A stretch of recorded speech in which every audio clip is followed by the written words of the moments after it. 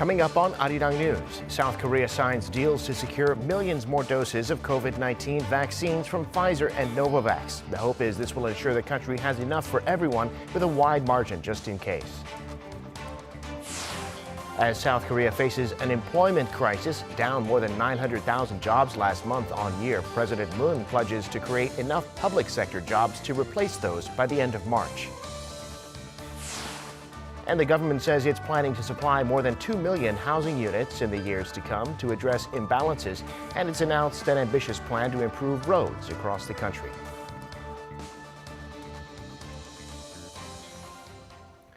It's 5:00 p.m. here in Seoul. Thanks for joining us on Arirang News. I'm Devin Whiting.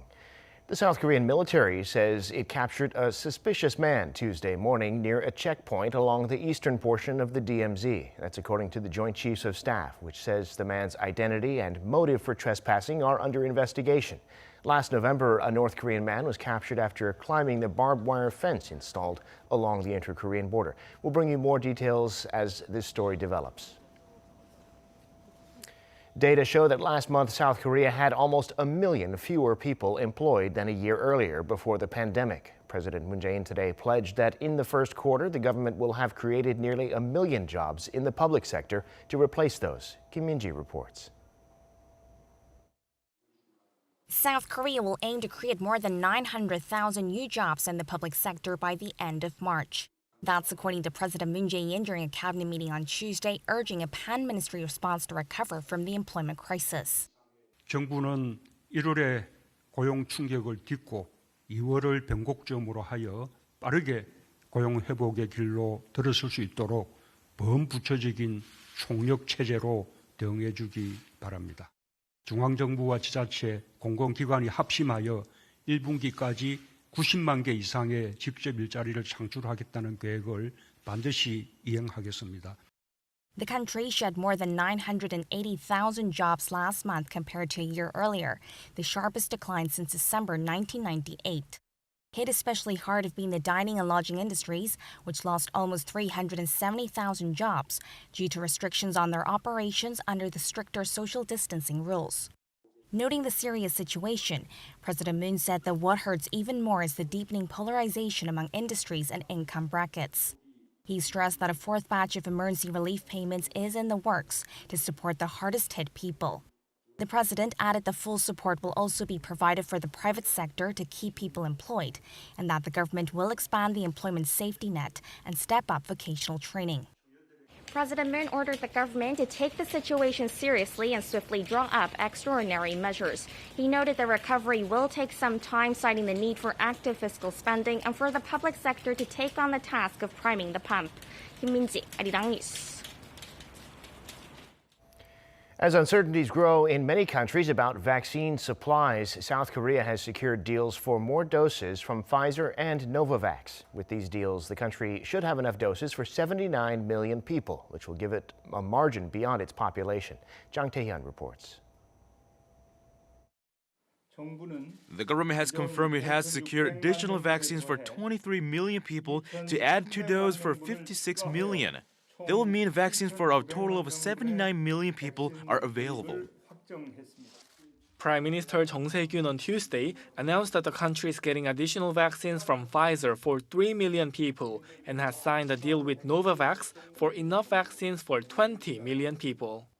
South Korea will be getting the extra Pfizer vaccines in the second quarter of the year, in addition to the Pfizer vaccines for 10 million people, which it had already secured.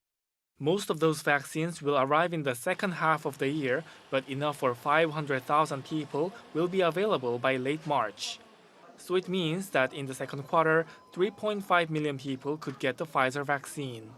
The Ministry of Food and Drug Safety is reviewing Pfizer's vaccine for regular authorization so that the rollout can start properly in April. But medical staff will receive the Pfizer vaccine through the COVAX facility earlier than that, as those vaccines have been given special approval. The Novavax vaccines should also be rolled out in the second quarter. South Korean biotech firm SK Bioscience has signed a consignment production deal with Novavax, which will transfer the technology so that the vaccines can be produced in South Korea. The KDCA commissioner met with SK Bioscience on Tuesday morning to sign a contract for the vaccine supply. 장태현, Arirang News.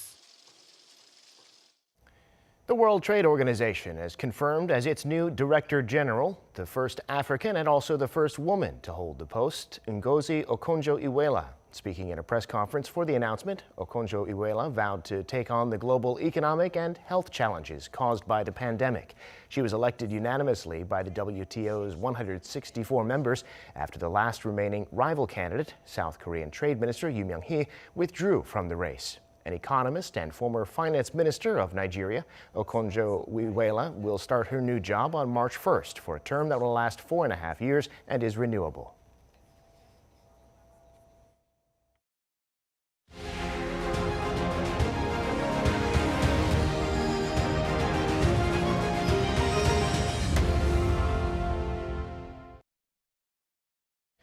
The Ministry of Land, Infrastructure and Transport has announced its main policy tasks for 2021. There are 4 main policy directions. They center on stabilizing the housing market, achieving balanced regional development, pursuing innovation in road transport, and ensuring public safety. Kim Jae-hee has the details. The South Korean government is planning to supply over 2 million housing units across the country to tame the nation's overheated real estate market. This is according to the Ministry of Land, Infrastructure and Transport's 4 main policy tasks for 2021 announced on Tuesday. As the first task, the ministry will focus on achieving housing stability by offering more affordable housing. One of the plans to achieve this is the public-led 3080 Plus plan announced on February 4th. Under this plan, the government will supply 836,000 new housing units across the country by 2025 by redeveloping housing areas and securing new housing sites. Of those, 616,000 units will be in the Greater Seoul area, with 323,000 in Seoul. Coupled with the previous existing plan to supply 1.27 million housing units in the Greater Seoul area, a total of more than 2 million housing units will be supplied nationwide, with nearly 1.9 million in the Greater Seoul area. Second, the ministry will work to solve inequality between urban and rural areas and achieve balanced regional development. It will strengthen the competitiveness of lagging regions and promote smart cities. Third, it will look to reduce the road transport sector's carbon footprint through the Korean New Deal initiative. It will push to make the sector carbon neutral by 2050 by promoting the use of eco-friendly vehicles and expanding hydrogen and electric charging infrastructure. This includes plans to build 60 hydrogen charging stations on main highways by 2022. Lastly, the ministry will work to improve safety in the transport sector. It will expand on-site inspections and aim to reduce the number of traffic accident deaths and construction site deaths by at least 20% this year.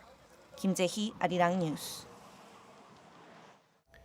South Korea is making plans for a 4th round of COVID-19 relief payments and is looking at covering a broader range of businesses this time. That's according to the country's finance minister, Hong Nam-gi, who said Tuesday that it could be expanded to include businesses with annual revenues of more than around $360,000. In previous rounds, that was the cutoff.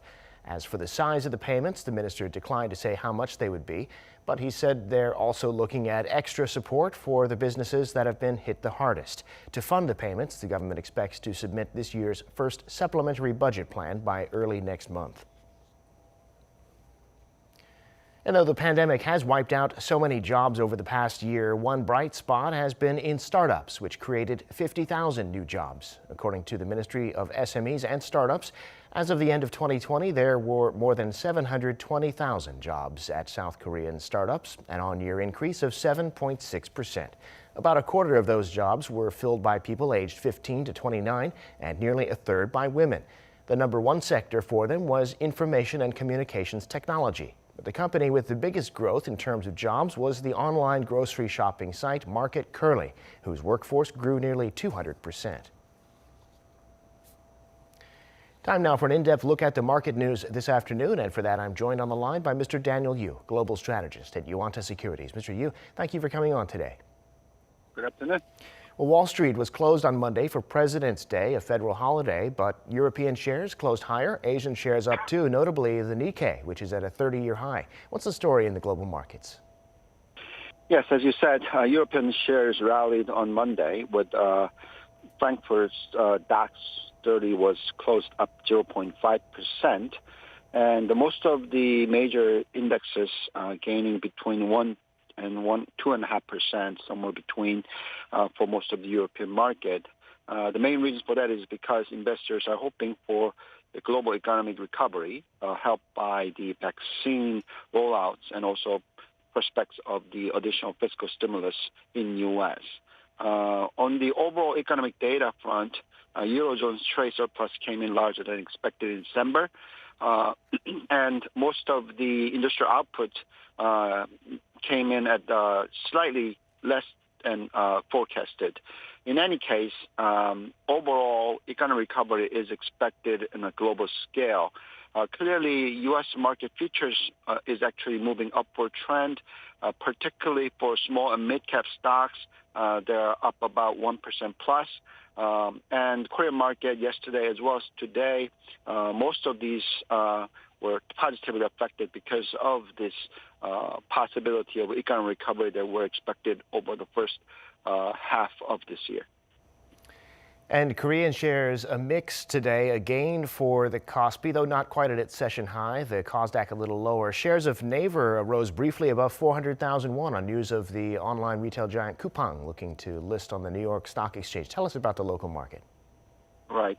Local market, as far as the Kospi is concerned, it continues to go up by about 0.5% after a quite strong movement yesterday. Yesterday, the strong movement came on for the semiconductor businesses, as the fourth industrial revolution obviously needs semiconductor supplies. And the demand for the semiconductor seems to be very strong right now, and that it's actually lack of the supply trend. And this is the main reason for the price rise that we're seeing for semiconductor businesses. And obviously that results into quite strong semiconductor investment by the investors. And today it seems that it was triggered by the possible listing of Coupang in U.S. And because of that, most of these related stocks, including Naver and Kakao, both are showing quite strong movement. All in all, we are looking at most of these growth sectors are showing strong rises in terms of share prices. We're talking continuously about the fourth industrial revolution and the untapped businesses and continuation of these kind of industries are showing a very strong sales growth despite overall economy is still not showing a growth rate yet. We think that this kind of trend will continue in the future because right now we are in a phase where the sector obviously is not all going up. It is more of a fourth industrial revolution related sectors are the ones that continue to show very strong movement. And with the Korean currency losing a little strength last month against the U.S. dollar, Korea's export prices rose in January for a second month in a row, up 1.8%. Import prices up too, mainly on rising oil prices. Tell us more about that and what you make of the situation. Sure. Oil prices obviously have moved up quite strongly. It has reached above $60 per barrel. And obviously that affects us negatively in terms of the inflationary numbers, meaning that the inflation numbers are coming in stronger than expected. If you look at the overall import side, when the currency moves upward, meaning that the Korean won depreciates, obviously that is negative because the import prices rises for Korea. And on top of that, as you said, the oil prices were rising. So these two factors are affecting negatively for these inflation pressures to come in much stronger than expected. Higher inflation means that the possibility of liquidity reduction by the BOK or in general, I think obviously definitely it's a negative news for the equity market. However, though, the export prices are rising as well. It is up by about 1.8% compared to the previous month. And main reason for that is because, as I said earlier, the semiconductor demands are rising very rapidly, and that affects the prices of DRAM prices and NAND prices. And obviously that is definitely positive news for Korea. So it's a pro and cons where the import prices are rising, but nevertheless the export prices are rising quite strongly as well. That results into continuation of the trade surpluses for Korea. If that's the case, then the fundamental basis, Korean market looks very good, and Korean economy looks quite positive as well. Got it. All right, Mr. Yu, thanks so much for shedding light on all of that for us. We appreciate it, as always. Thank you very much.